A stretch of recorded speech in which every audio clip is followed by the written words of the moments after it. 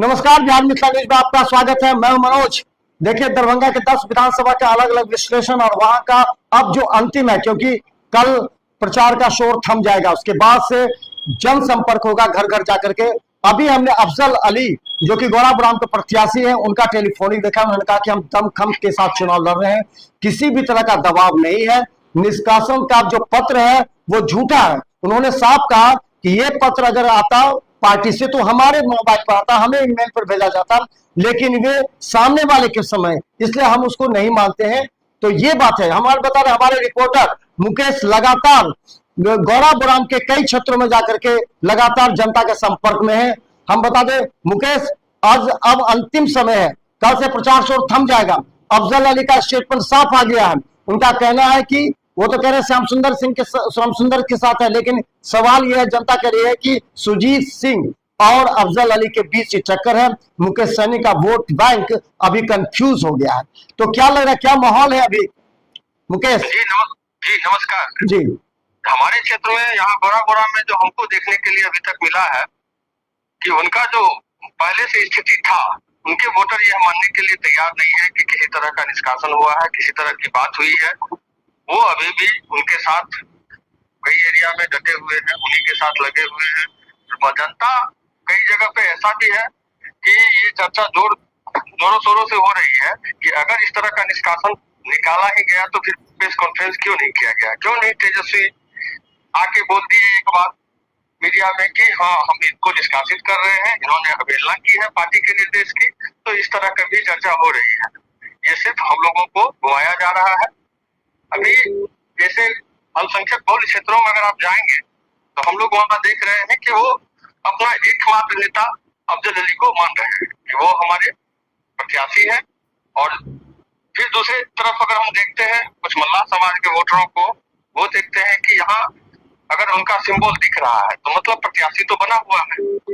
अगर वैसा स्थिति बना हुआ है, प्रत्याशी वो है, तो हम करें तो क्या करें।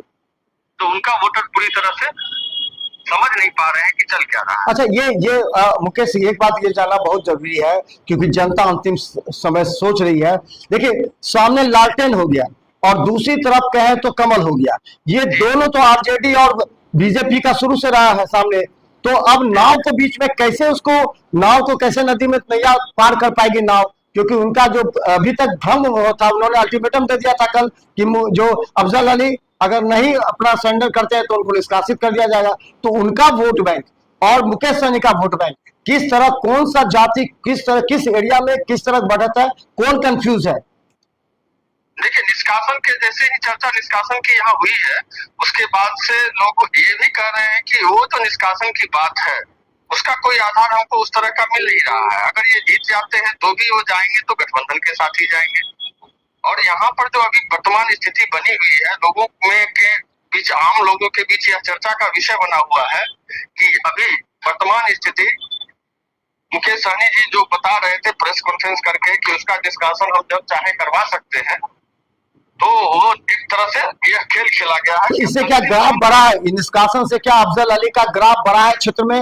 लोग कह रहे हैं कि अब एमवाई महागठबंधन का असली प्रत्याशी, क्योंकि ये सिंपैथी वोट भी हो सकता है अफजल अली के पास कि उनको निष्कासित कर दिया गया, जो कि दिन रात क्षेत्र में काम करे। तो क्या बढ़ेगा सिंपैथी वोट? सबसे पहले तो यही स्थिति लोगों के बीच स्पष्ट नहीं है कि ये तो चिट्ठी वायरल हो रही है, ये सही है गलत है, यही स्थिति स्पष्ट नहीं हो पा रही है। लोग यह समझ ही नहीं पा रहे हैं कि ये बात में कितनी वास्तविकता है। जब तक ये लोग समझेंगे, लोग कुछ सोच पाएंगे। हमको लगता है कि 24 से 48 घंटे पर अब चुनाव प्रचार खत्म होना है, सारे लोग बैठ के घरों में मंथन करने लगेंगे कि चल क्या रहा है। तो पूरी तरह से यहाँ स्थिति जो है असमंजस की बनी हुई है। तो अच्छा, एक दूसरी तरफ हम बता दें, सुजीत सिंह, सवर्णा सिंह के बारे में कई क्षेत्रों में कहा गया था कि वो विधायक के तौर पर क्षेत्र में कम आ रही थी, कम काम की थी। सुजीत सिंह एक बड़े अधिकारी थे, वो लगातार क्षेत्र में अभी तक नॉमिनेशन के बाद दौरा कर रहे हैं। तो क्या लगता है कि सवर्णा सिंह का जो टाइम था, सवर्णा सिंह का जो कद था उस समय और सुजीत सिंह के कद में अभी में क्या अंतर आ रहा है? और जो वोट बैंक पिछड़ गया था, जो एंटी इनकम्बेंसी वोट बैंक था, क्या वापस सुजीत सिंह पर आ रहा है मुकेश? लोग ये भी बात सही है कि क्षेत्र में ये चर्चा थी, लोग ये समझ रहे थे कि वो उपस्थित नहीं हुई, उनका हेल्थ इश्यू था, इससे कोई लोगों को ये था नहीं। लेकिन लोगों के बीच यह भी को ये अब खुद संभालेंगे विधानसभा को तो किसी तरह की दिक्कत नहीं होनी है। इनका प्रशासनिक अनुभव भी लोगों के काम आएगा और ये पढ़े लिखे उम्मीदवार हैं, इस तरह का चर्चा भी लोगों के बीच में है।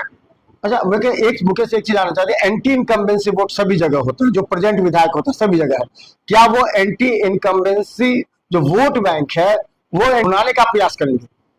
एंटी इनकम्बेंसी वोटर्स जो हैं अभी वर्तमान में जो दिख रहे हैं बाहर कि इस तरह से जो अभी लगातार शासन में नीतीश कुमार 20 साल से बने हुए हैं, तो कुछ ऐसे भी लोग हैं लेकिन फिर वो जो काम देखते हैं और इस बीच में जो महिलाओं को रोजगार के लिए 10,000 रुपया दिया गया है, इससे महिला वोटरों में भी काफी उत्साह है। महिला वोटर अब ये तय कर चुके हैं, बहुत जगह खुल के बोलते हैं कि हम लोग तो नीतीश कुमार और एनडीए गठबंधन के साथ हैं। क्या लगता है ये महिला वोटर निर्णायक साबित होगी इस बार गौराबोराम में? इस बार का सारा खेल, इस चुनावी खेल में सबसे अहम भूमिका महिला वोटर ही निभाएगी।